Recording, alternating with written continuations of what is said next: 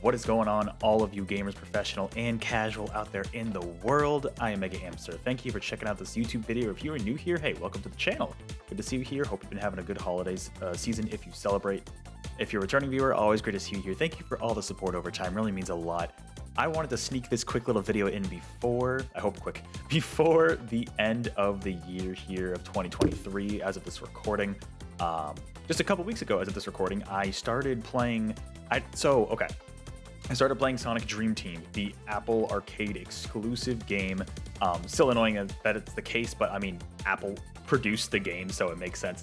It's probably always going to be exclusive to Apple Arcade. However, and this is to for any Sonic fans out there who really do want to check this game out like I did, if you've never subscribed to Apple Arcade, there's like a first-time month free trial. Technically, you have to put in your credit card info and whatever. You just have to remember to stop the subscription before the month is up. So I'm probably, to be honest, like I'm pretty much done with the game at this point. I'm probably going to end my subscription very shortly, probably like in the next few days or so, because I don't know if I really have any other games I want to check out here. But yeah, so for those of you who don't know, ignore this ad. Essentially, this is an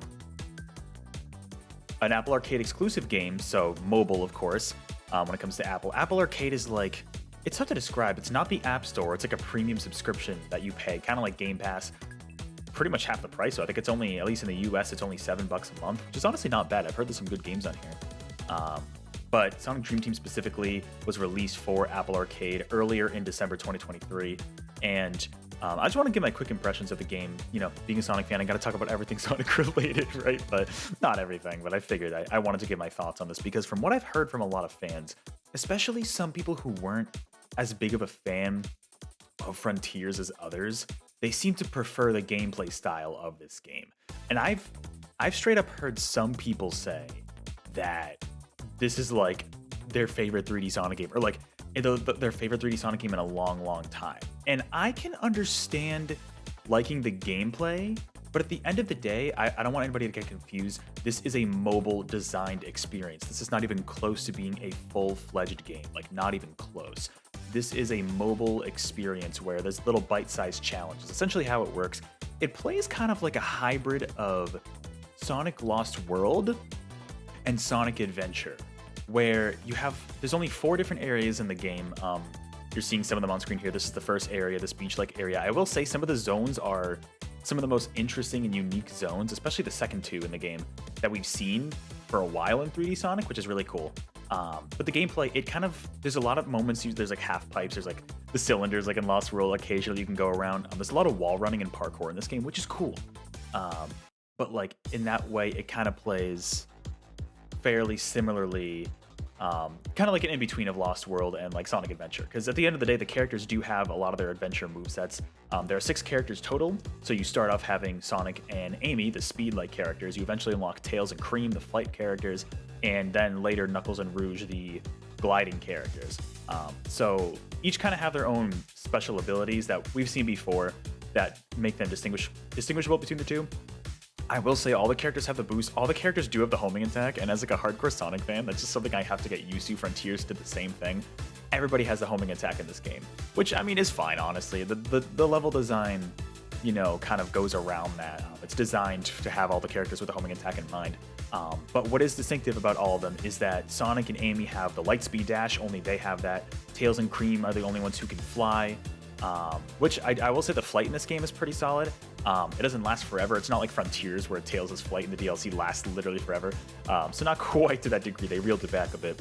And then Knuckles and Rouge can glide, and they can also climb walls. They can't dig, but like, the digging's like out of those 3, I'd take the other 2. I think my favorite gameplay style, I mean, I always love the speed characters, just the platforming. They can be more difficult to handle for sure, especially with the controls in this game, which I'll get to in a second.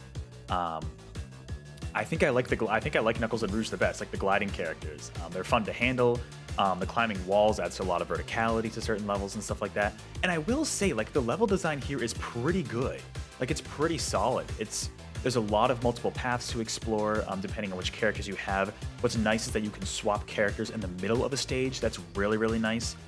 So for example, like, the first run of a level, you'll have to just pretty much get through the stage, and you're essentially trying to collect dream orbs. The whole idea is that Sonic and gang get stuck in what's called the Reverie, and it's like this dream. It's pretty much a dream world if you've seen that in other games, and they're trying to essentially break out of it and stop Eggman from pretty much realizing his dreams. So it's kind of a dark premise when you think about it. But in the first part, there are multiple challenges per stage, and the first challenge for every stage, you have to reach the end and get the dream orb, pretty much getting to the ring or the goalpost in other Sonic games. And in this case, you are essentially traversing through. There are different collectibles, so they bring back the red star rings, so there's 5 red star rings per level. There are also 30 blue coins per level, which I don't really know what those are inspired by, but they're here. Essentially just unlocking them gets you a bunch of different trophies and stuff like that, if you're into those like collectible trophy sort of things, but not much else. You do need a certain amount of dream orbs in order to progress, but in terms of the red rings and the blue coins, those are completely optional. But when it comes to exploring those, it's nice to be able to, because I literally went after all the collectibles because I'm crazy like that, right? But especially when it comes to Sonic games. But I ended up going after all of them, and it's nice to be able to swap to any different character with a specific ability while you're in the stage. You don't have to restart. At first, I didn't realize that, and then afterwards, I was like, oh, I can actually go back and just take my time, go through, and just switch to different characters on the fly. Which was super nice, I will say. And the level design itself, like I said, there's multiple paths to explore. They're pretty open. Like, they're pretty open in terms of 3D exploration. Like, that's the thing with... These are not designed like boost-like stages in even Frontier cyberspace levels or any of that. This harkens back more to like that Sonic Adventure style of level design, I would say, with multiple paths to explore and everywhere. And it doesn't feel like that boost to win, which I think is a big reason and why some people are saying they really like this gameplay here. This is not boost to win. There is a focus on 3D platforming here, which I do appreciate. However, I will say, because it's designed for mobile, it is nowhere near something as expansive as like Sonic Adventure. Every level, like I mentioned, the first objective, you have to just get to the end and collect the Dream Orb, but there's usually around 6 or 7 challenges per, actually I think there might be 8 total when you unlock more, per act. And there's kind of 3 acts per zone as typical, followed by a boss. There are 4 different zones in total. So some of the mini challenges are like, oh, you gotta pass through every ring and reach the goal in time, or some are just like literally reach the goal in time without passing through rings. There are some where you have to like explore an area and collect like 6 shards of a crystal or something like that. So definitely a few different types of challenges, and in some cases they actually change up the level design of those challenges, which is cool. I've heard it kind of equated to something like Mario 64, where you're going into a level in an area and you have a new objective, but it's similar level design, if not the exact same level design. So that is kind of a cool idea. It's a little bit of padding, but it's also, because it's designed for that mobile experience, that's kind of what they have to do to make it like a full-fledged game. This is not a long game. Especially if you don't go after all the collectibles, you'll be done with this in 2 hours. But if you go after all the collectibles, you'll definitely sink some time into it for sure, which I ended up doing because I'm like, I'm not going to play any other games in Apple Arcade. I'll just play this for a couple weeks, collect everything that I can, and go from there. So because it's designed for mobile, I don't really think it's comparable to compare this game to something like Frontiers, which is much more of a full-fledged experience. But I will say, like, the gameplay style, I probably do kind of prefer to Frontiers. It harkens back to that adventure era while also kind of evolving the gameplay over time. Like, I would love to see, not a mobile exclusive game, and maybe this is a test. Maybe this is a test, right, from Sega to be like, okay, if there's enough interest here, either A, we'll do more Apple Arcade games, which I hope it's not just that, or B, we'll have like smaller side games outside of the Frontiers open zone style where we're gonna actually, make it like 3D platforming focused. And if that's the case, like I'd be so down for that. I do not think it's fair to compare this to Frontiers. I think this is a very bite-sized experience. It's designed to be played in short bursts, and but the gameplay itself is very, very nice. Now, to get to the controls, because this is on mobile, that it definitely introduces some problems. And I will have a full disclaimer right here. I literally play this like the cheapest way possible. I only use my phone, which is not ideal. You do not want to be doing this for this game, because this is a 3D platformer. It is really hard to control if you do that. You're going to end up, if you do what I did, and trust me, you don't want to, if you can avoid it, you're going to be, essentially, there's an overlay on the screen with the thumbstick and like a jump button and a homing attack button. And it's, especially the jump and homing attack buttons are fine, honestly, but the turning can be really, really tricky. I'm used to it. I played and beat Mega Man X on mobile back in the day, so like, listen, I couldn't quite do it with classic Mega Man 2. I almost did it. But I'm used to those terrible, terrible platforming controls, and especially in a 3D environment, it's really tricky. So it's totally doable. It's just really not ideal. So if you have like a backbone controller, or if you have an Apple TV, you can hook that up and then attach one of your Bluetooth controllers there. You're definitely going to get a better experience out of it here. But even with those limitations, I still enjoyed it. It's just because of those controls. It felt good when I was controlling it right. The issues from the controls really came from me only playing on the overlay touchpad of the on the phone, right? That's really where the control issues came there. Otherwise, like, it seemed pretty smooth, pretty fun. And I mean, it's not a visual looker, right? It's very simplistic, but I think that works out for Sonic. Sonic doesn't need to be this like amazing looking game. REM, who is the character you saw on the right there, she's a new character. She's kind of like not the ruler of the Dream Reverie, but like kind of. She's like the Guardian. The Guardian, that's the right word. Whoever her voice actress is, I recognize the voice actress, and she actually does a pretty good job, I will say. Rouge and Cream, I need to look this up, and if anybody knows, let me know in the comments below. I think their voice actresses are new. I don't know if it's Rouge from Sonic Prime, the Netflix show. I don't think it is. Rouge was okay. Cream actively got on my nerves. Like, Cream's voice actress actively, like, was a little ear grating at times. And maybe it's just because I'm not used to this voice for Cream. I really don't think it's the same one from Generations, although it could be. That was also over 10 years ago at this point, right? So it's probably not. The rest of the crew, though, the core cast is from, you know, the current modern games, and still going, and they do a great job here. But yeah, it's Rouge and Cream are tricky. REM's, she does a great job though. I recognize her voice, but I couldn't put it on my I couldn't tell you the name if I could even try to think of it. But other thing with the gameplay I want to mention are the bosses. The bosses aren't anything to write home about. Although I will say, like, the final sequence, the final boss, is actually pretty cool. It involves more platforming, which I like, but some of the earlier bosses are just very, very simplistic, nothing to write home about. I mean, it's hard to design interesting bosses for a mobile experience, I'm sure. But I thought what they did with even the penultimate boss and the final boss, I thought were pretty interesting. The music is pretty solid, as you're listening to here. I actually really do like this soundtrack. T. Lopes helped compose the soundtrack, so of course you know it's going to be absolute fire.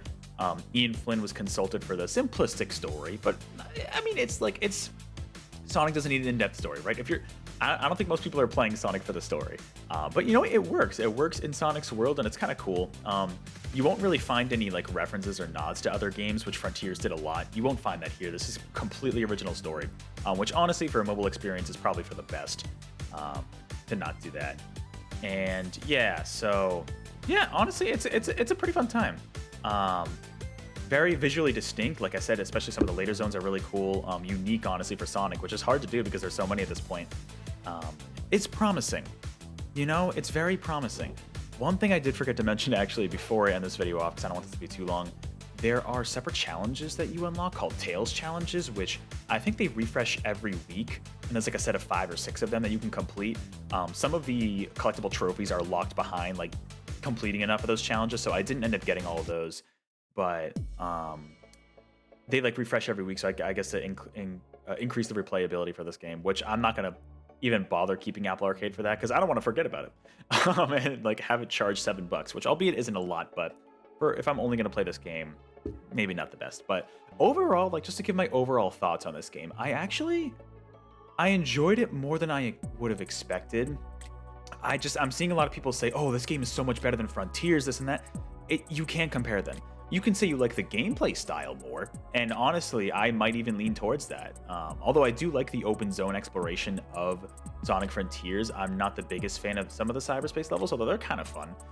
Those are also bite-sized challenges, but in a different way, right? The overall gameplay, I feel like I do like a lot more for this game. I would have liked it even more if I was not just playing via the phone, if I had like at least like a backbone controller.